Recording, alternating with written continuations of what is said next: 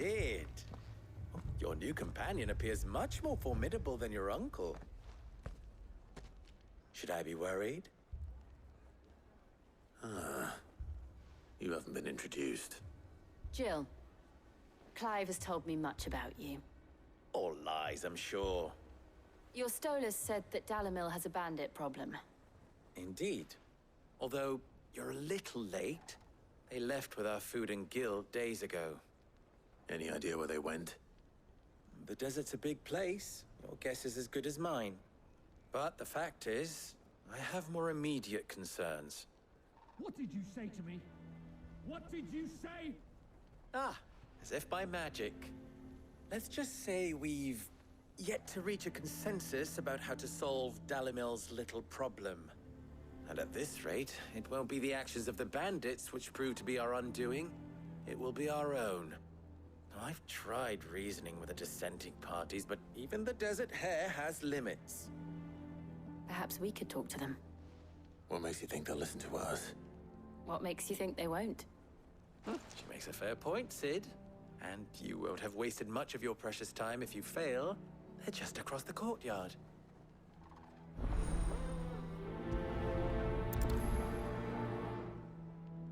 Suppose we just follow the shouting.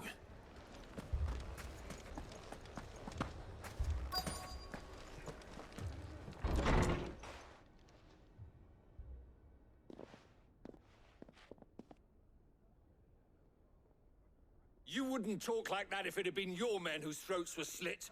Blood for blood, it's the only way. We hire mercenaries and have them mount the bandits' heads on our walls as a lesson to the rest. And what happens when those mercenaries are slaughtered like your men? Are you going to hire more? We're better off using that coin to buy food and supplies. If we hire mercenaries, the only thing we're buying is the bandits' ire. And you cannot fill empty bellies with that. Do you hear me? But what happens when they come back? Maybe it'll be your throat that's slit. That's enough. Both of you. Any more of this and I'll throw you out myself.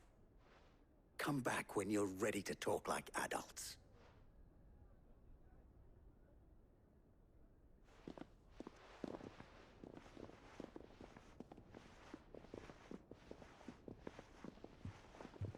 Victor. What's he doing here? Sid. And Lady Jill. What brings you here? I was about to ask you the same thing. Costness is in chaos, and the markets have all but ceased to operate. The Briar's Kiss here in Dalimil is the only place I can reliably obtain supplies. I was here to do just that when Master Lubor told me of his troubles. He thought I might be able to talk some sense into these fools. But if you're here, I suppose his patience must be waning. Who are those people? Those were the thorns in Lubor's side. And the reason this place might be headed the same way as Costness. It's these accursed skies. The darkness is enough to drive a man to madness. Or an entire city, for that matter. We're still working on the skies. But in the meantime, perhaps we can find a solution to Dalimil's problems. I hope so. For all our sakes.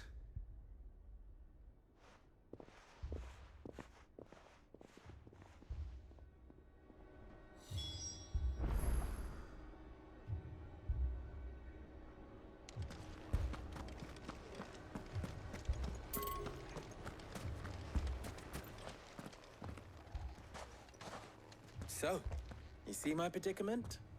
What I saw was a room full of people who were angry and afraid. And with good reason by the sound of it.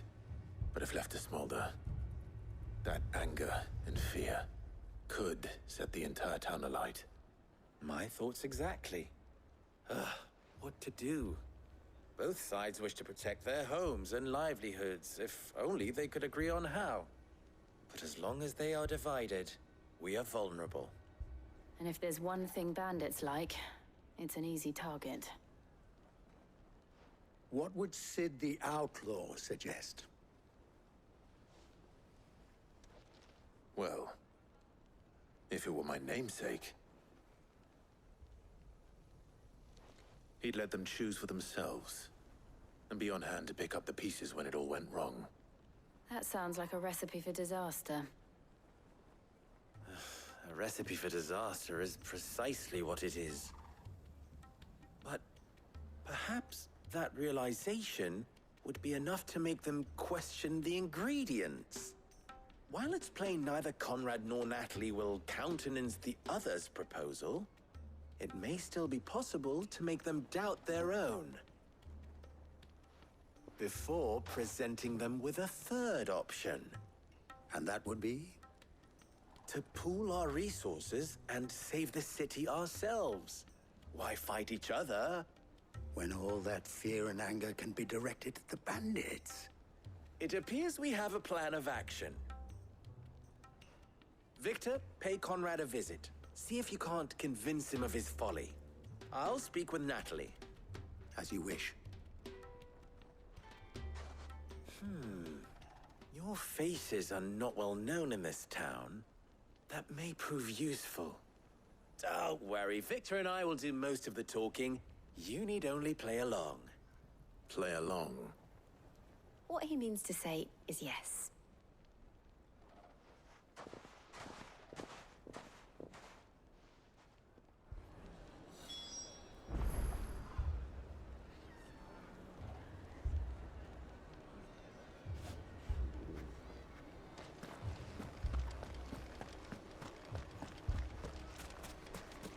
Picture it, Conrad.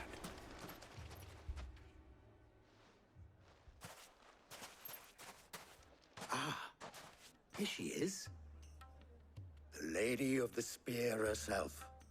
Conrad, may I introduce you to Jane, commander of the Red Wings, the oldest mercenary guild in the Free Cities. A pleasure, my lady. The pleasure is all mine. As I told you, I summoned the commander here from Canver to inquire about a contract. Victor says you told him no. That there aren't any men left to hire. Is that true? True as the crystals cracked. Nobles came and claimed every last one worth his salt. And not just from us Red Wings. You know of the 7 high houses. There must be 2 swords assigned each one. Granted, we have a few boys left. If it's boys you're looking for. Well, Conrad, are you saying that Dalimil's finest cannot defend this town better than a gaggle of unblooded striplings? That a band of beardless youths could better avenge the deaths of your brave men than you yourselves? Absolutely not. We'll show those bastards who they're dealing with.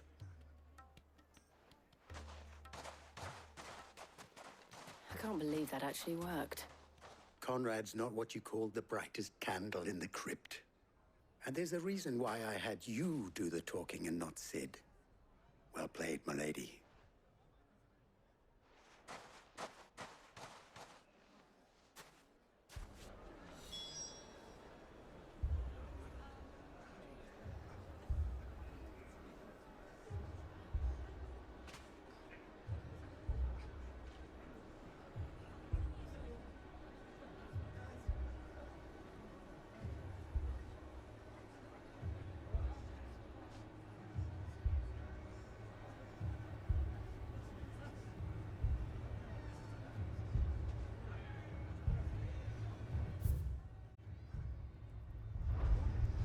Then let us band together and show these brutes that Dalimil is not to be trifled with.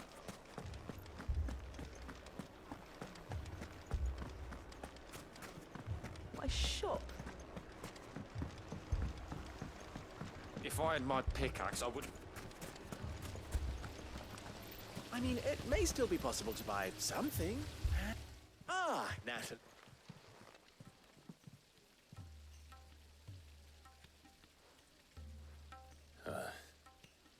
Lord Underhill. At your service. Underhill. I was just telling the good lady of our conversation, my lord, and how you were lamenting the state of the capital stores. Lubor says that not only are the granaries almost empty, but that war and the Blight mean this season's harvest won't be enough to fill them for winter. Indeed, certainly that is the case. The nobles in the capital are buying up the city's stocks of barley and wine, driving the prices higher than most commoners can afford. It is only a matter of time before the peasants revolt. It is worse than I thought. If what Lord Underhill says is true, I fear we have little hope of supplementing our stores, meager though they regrettably are.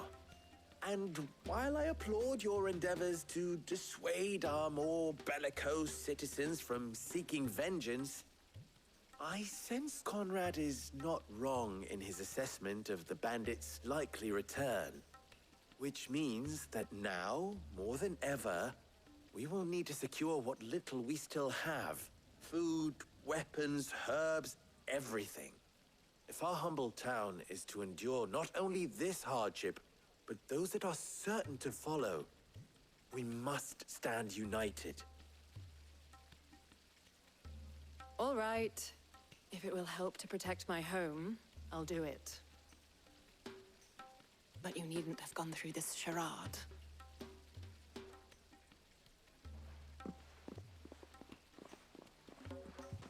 Thank you, Clive. Your performance was nothing if not workmanlike. She saw right through it. I didn't say it was good, merely that it produced the desired effect. Now, my scouts should be returning shortly. Meet me back at the Briar's Kiss, and we shall see what we face.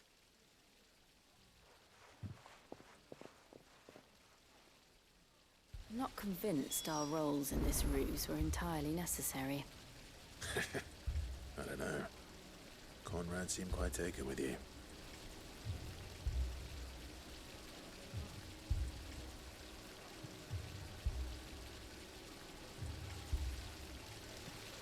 It appears I have no choice but to do. Mummy, I'm scared. Oh, I'm ruined. Good news, Sid. Both Conrad and Natalie have somewhat gracefully accepted their new roles.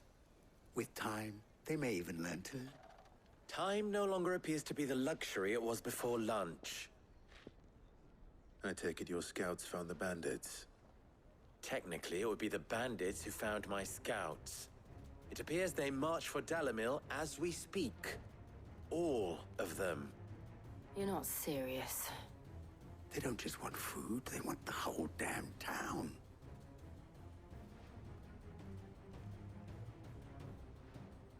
I have a favor to ask. I'm told the bandits march in two groups, one from the south and one from the desert, in a move doubtless intended to stretch our already gossamer-thin defenses. Very well. Jill and I will meet those from the desert. But what of the rest? The rest, my friend, the city shall fight. Together. Mistakes, I concede, are high. But if this does not unite Dalimil, nothing will. That is a lot of faith to put into those who had their hands around each other's throats but a moment ago. Then it will be for us to see that their hands are kept occupied. And I do mean us. I thought you might say that. We'll hold them off for as long as we can. And we will do the same.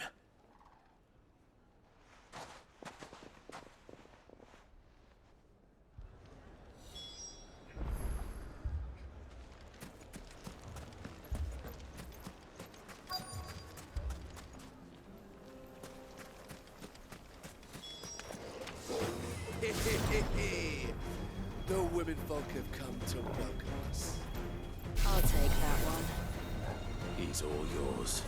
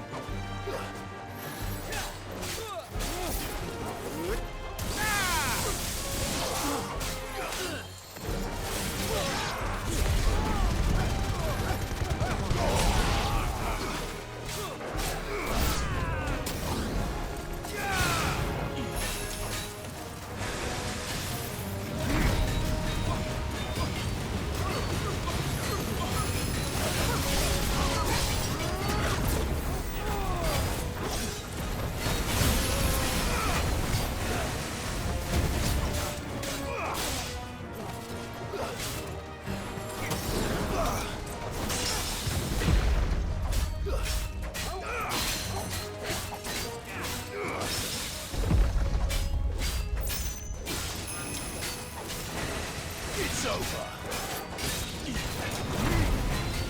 Nice try. Help me, boy. I've heard talk of you.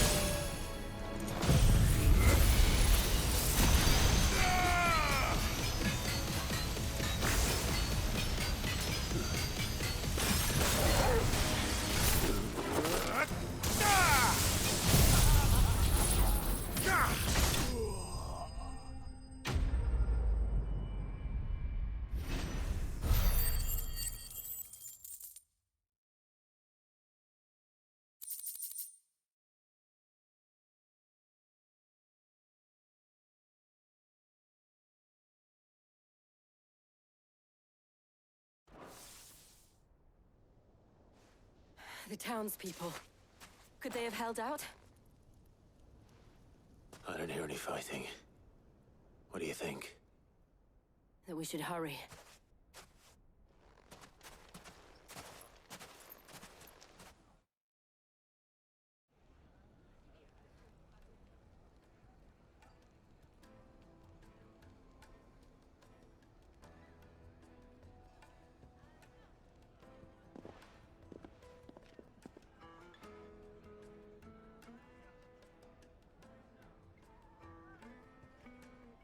Natalie, I owe you an apology. You did well out there. The inn would have been lost had you not held the line. Without you, there would have been no line to hold. You saved us, Conrad. You saved Dalimil. We all saved Dalimil.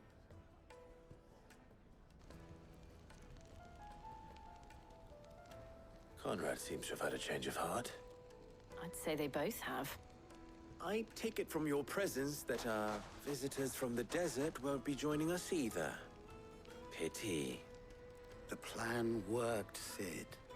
Granted, it only took an army of bloodthirsty bandits at our gate. Calm now, Victor. Why quibble over the details? We are united, and that is all that matters. As for you, Sid, you fight considerably better than you act. I'll take that as a compliment.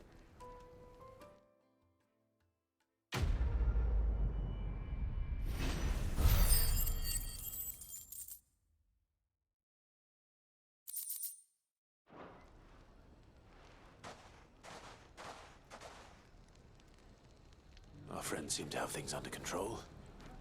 For now, at least. Let's go and put Otto's mind at rest. So, where did you... People take notice of wealthy men. Shouldn't be too hard to track down Karen's collector.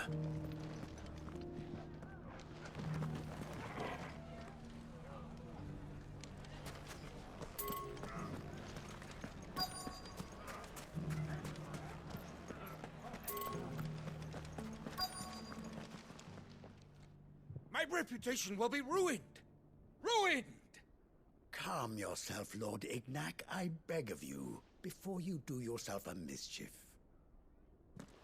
Pardon the intrusion, but... Out! Get out! I paid for these rooms so I wouldn't be disturbed. Leave me be! Please, allow me to apologize. His lordship is going through a difficult time, and he's never been fond of guests arriving unannounced. Radim! Get rid of the filthy oaf this instant! Very good, Lord Ignac. Would you mind stepping outside for a moment?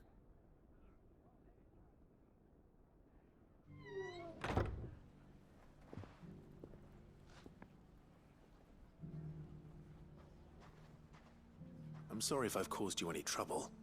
That? Oh, no. That's just how his lordship is. Though the morning's events have left him somewhat fractious. He has been dispossessed of his luggage, you see. The thieves also made away with a considerable amount of coin.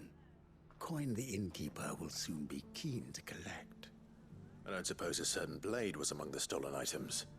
A single-edged sword. It was purchased from a merchant friend of mine.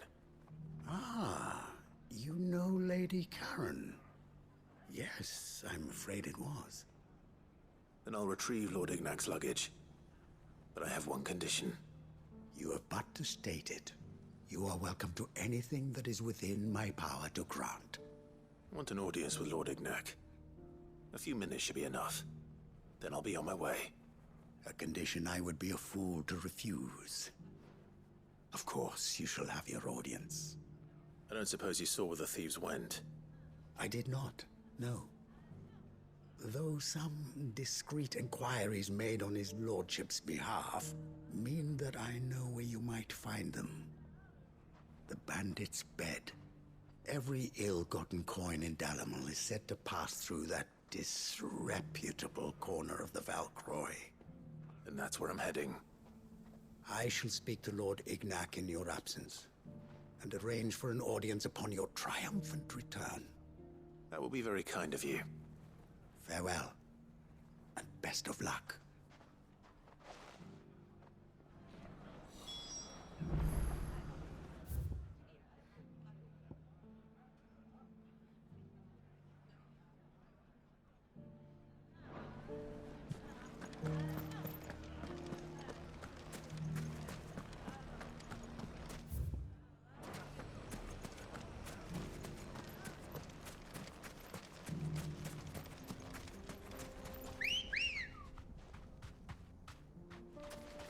Ready, go?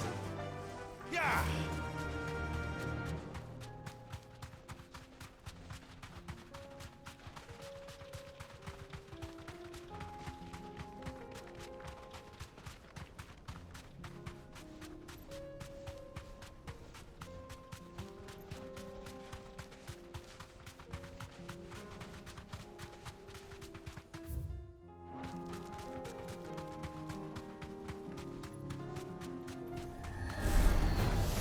Don't get surrounded.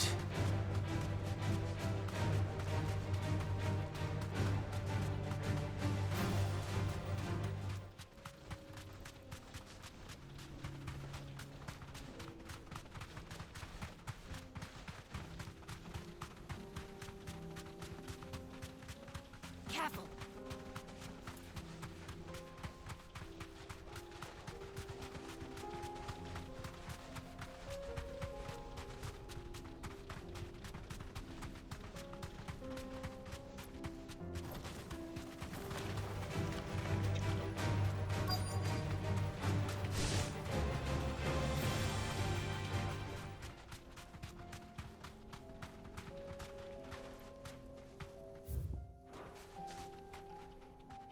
Straight home now. We've got company! Come on, lads, let's tear the bastard's head off!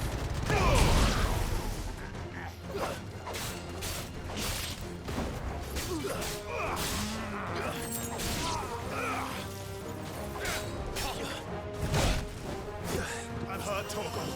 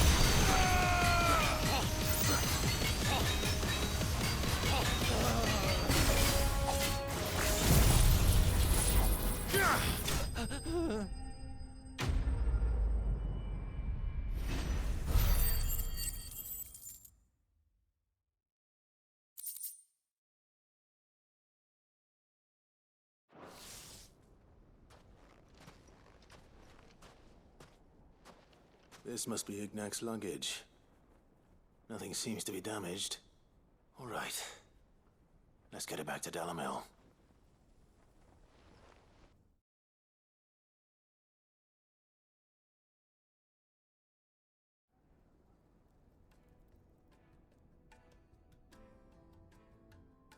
I hear I have you to thank for the return of my effects. What shall I call you, my good man? Wyvern. Glad to make your acquaintance. A formidable name indeed. Well, Wyvern, I appear to be in your debt. Redeem here tells me you wished for an audience. Is that all? A few moments of your time should suffice, yes. You're a peculiar fellow, Wyvern. All right, speak. Master Wyvern was wondering if you could tell him about a certain single-edged sword you recently acquired. Oh, a true work of art, that one. Karen drove me hard on the price, but I would have sold her Radim here to get my hands on that sword. It was made in the Outer Isles, far beyond the Twins, and is used exclusively by the practitioners of a unique school of swordsmanship.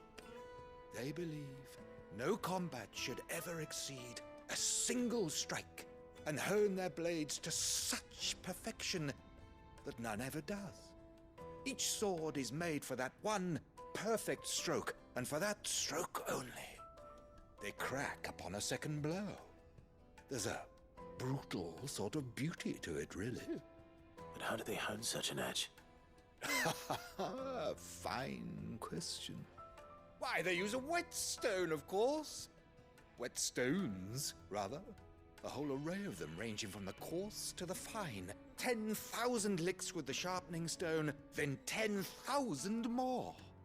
But it is the final stone which lends the blade its legendary sharpness. A mineral quite foreign to this great realm of ours. And that is the key. The secret ingredient. Wyvern, it occurs to me that my little lecture is hardly equal to services rendered. Take this, together with my regards. The very stone of which I spoke, far rarer among collectors than even the blade itself, and a far more fitting payment. Thank you. Pardon the intrusion, my lordship. However, it is long past time we prepared ourselves to depart. So it is. I am locked in bitter competition with a rival collector of curiosities. I am one step ahead of the unscrupulous scoundrel, but he is hard at my heels. Are there many other collectors out there? Too many to count, but only one do I consider my nemesis. Lord Byron Rosfield. And is a perennial thorn in my side. I can imagine. Farewell, Wyvern. May our paths cross again. Radim, we mustn't dawdle.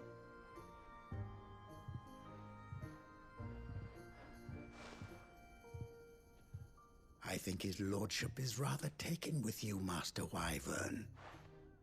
Thank you again for your assistance. Coming, my lordship. I'll be right there.